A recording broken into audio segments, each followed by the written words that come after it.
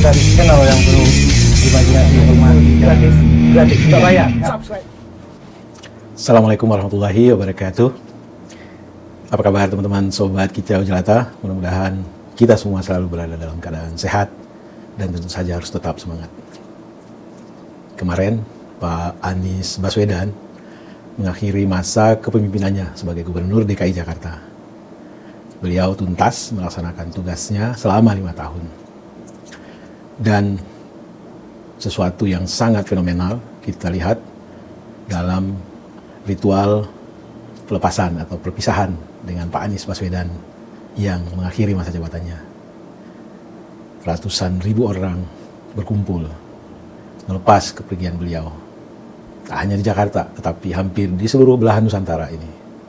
Tentu ini satu peristiwa yang sangat fenomenal, yang sepanjang umur Bang Kica, baru ini kali Bang Kica lihat ada seorang pejabat publik yang luar biasa dilepas kepergiannya, dilepas berakhirnya masa jabatannya dengan sangat-sangat antusias oleh ratusan ribu masyarakat.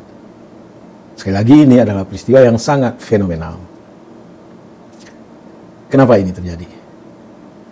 Sesuatu yang secara spontan, voluntary, orang berbondong-bondong mendatangi balai kota kalau yang di Jakarta dan yang di daerah berkumpul di satu titik, semuanya mengumandangkan terima kasih Pak Anies telah menjadi pemimpin di Jakarta ini, dan bagi teman-teman di daerah mengembangkan, membentangkan stiker Anies Baswedan, Indonesia memanggilmu. Tentu ini menurut analisis Bang Kica terjadi karena begitu sumpeknya dunia politik di Indonesia selama ini. Masyarakat hanya dianggap pada saat mereka-mereka yang maju dalam kontestasi membutuhkan suara, menebar pesona, membangun citra diri, melepaskan berbagai macam janji, dan pada saat orang-orang tersebut terpilih, ternyata janji mereka lupakan. Dan keadaan ini coba dituangkan dalam sebuah nyanyian yang diaransemen oleh Bang Kica sendiri dan teman Bang Kica yang namanya Agus Setiasmo. Yuk kita dengerin nyanyian soal refleksi bagaimana kondisi kekecewaan masyarakat terhadap para politisi karena rajin berjanji tetapi tidak pernah menepati. Yuk dengerin nyanyi ini.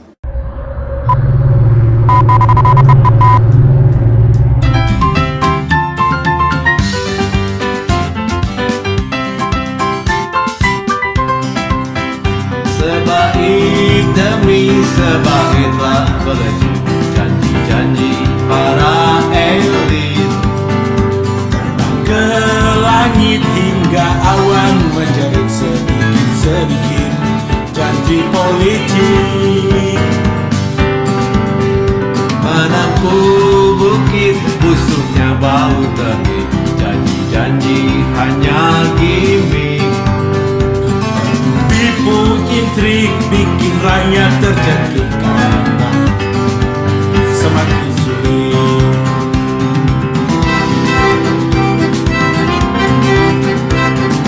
Janji-janji politik, janjinya para munafik, tak ada nilai intrinsik, tak usah lagi dilirik.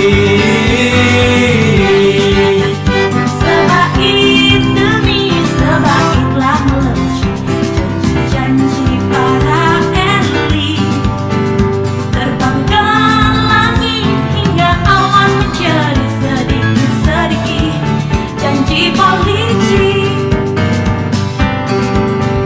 Menempuh bukit busuknya bau janji-janji hanya gimmick.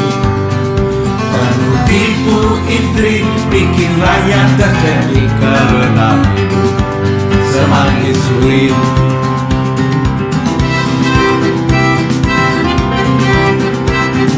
Janji-janji politik, janjinya para munafik, tak ada nilai intrinsik, tak usah lagi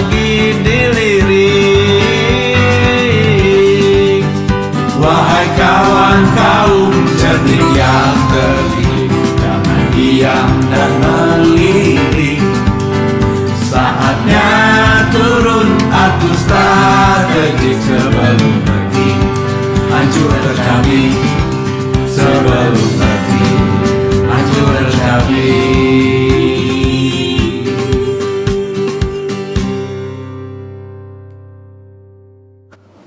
Teman-teman, itu tadi refleksi hasil perenungan, mencoba memotret kondisi negeri, dan tentu saja Anda boleh punya persepsi lain, dan sebagai warga negara yang punya hak dan kewajiban yang sama, itu sah-sah saja, dan mari kita saling menghargai.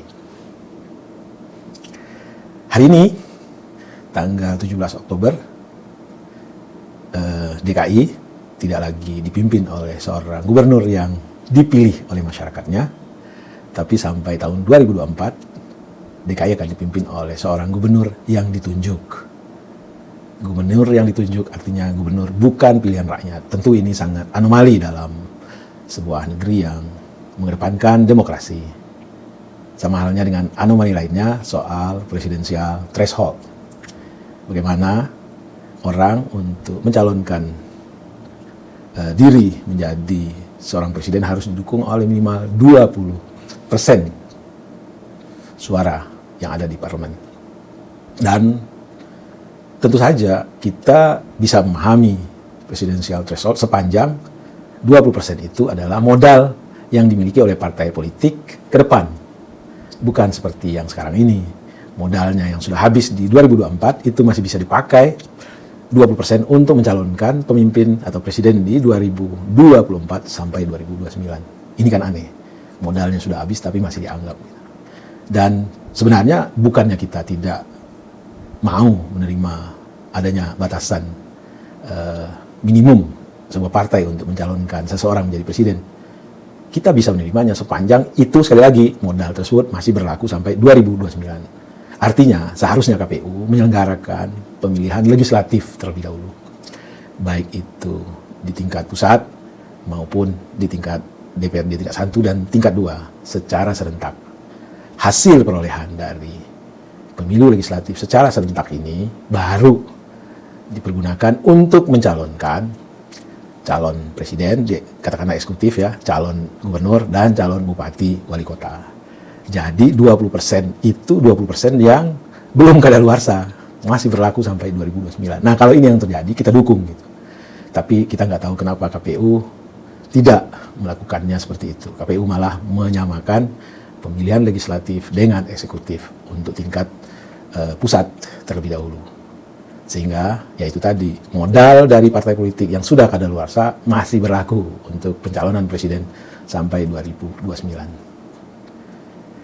Ujung dari lagu yang tadi kita nyanyikan bahwa sebelum negeri ini pecah kira-kira, mari kita para warga negara ini melakukan siasah. Nah, siasah apa yang bisa kita lakukan untuk katakanlah menyelamatkan negeri ini agar filterisasi pemimpin yang kita lakukan melalui pemilu atau katakanlah seleksi kepemimpinan nasional yang kita lakukan melalui pemilu itu benar-benar menghasilkan orang-orang yang katakanlah antara janji dengan apa yang dia laksanakan itu sejalan seperti yang Pak Anies lakukan di Jakarta ini. Memang tidaklah sempurna seperti yang kita inginkan karena memang kesempurnaan hanya milik Tuhan, milik Allah SWT. Tetapi setidak-tidaknya beliau mendekati kesempurnaan. Nah, untuk melakukan ikhtiar-ikhtiar agar kita semua katakanlah bisa mendapatkan pemimpin berdasarkan seleksi pemilu, tentu kita harus tahu persis siapa yang kita akan pilih. Dan kita berterima kasih kepada Partai Nasdem yang dari awal-awal telah memberitahu kita bahwa orang yang akan Nasdem majukan sebagai presiden, meskipun ini masih sobekan tiket karena masih diperlukan sobekan lainnya agar Pak Anies bisa mendapatkan 20%, tetapi setidaknya Nasdem memberi kesempatan kepada kita untuk mengulik menguliti, mencari tahu siapa Anies Baswedan yang mereka sudah calonkan. Dan waktu yang diberikan Nasdem kepada kita cukup panjang, 2 tahun. Dan kita berharap para partai-partai lainnya juga secepat mungkin menunjukkan batang hidung dari presiden yang akan mereka ajukan, sehingga kita mendapat kesempatan yang sama dengan apa yang Partai Nasdem telah berikan kepada kita. Jadi, teman-teman, tuan-tuan yang saat ini sedang mengendalikan partai politik, ayo, ajukan siapa calon yang akan kalian usung, agar kami bisa mencari tahu, mengkomparasikan, sehingga dalam pemilu nanti, apa yang kami pilih, kepada siapa suara kami berikan, itu benar-benar adalah kepada orang yang terbaik menurut kami. Dan sekali lagi, jika ini yang terjadi, insya Allah seleksi kepemimpinan nasional akan berjalan dengan baik dan benar-benar menghasilkan pemimpin yang bisa membawa perubahan kepada negeri ini. Terakhir, Bang Kicak ingin menutup narasi ini dengan sebuah puisi atau percikan pemikiran soal politik yang ideal bagi negeri ini. Dan narasi ini terinspirasi dari kata-kata Pak Anies soal relawan, yang Pak Anies mengatakan bahwa relawan itu tidak ternilai harganya, sehingga tidak mampu dihargai, tidak bisa dihargai, tidak ternilai, tidak bisa dihargai. Ini adalah cara baru berpolitik, datang atas kesadaran diri, bahu-membahu mencari pemimpin yang terbaik buat negeri. Salam sehat dan bahagia. Wassalamualaikum warahmatullahi wabarakatuh. Politik hati nurani. Politik hati nurani adalah politik partisipasi, bukan politik mobilisasi, karena lahir dari niat suci. Politik partisipasi, politik cinta negeri, lahir atas kesadaran diri untuk menjaga Ibu Pertiwi. Politik partisipasi, politik akal budi, satu kata dengan hati, berikan terbaik untuk negeri. Politik partisipasi, politik manusia mandiri, sukarela biaya sendiri dengan niat tulus berbagi. Politik partisipasi, politik ideal anak negeri, bergerak karena hati suci untuk hadirkan negeri surgawi. Dan aliran politik kami adalah politik partisipasi.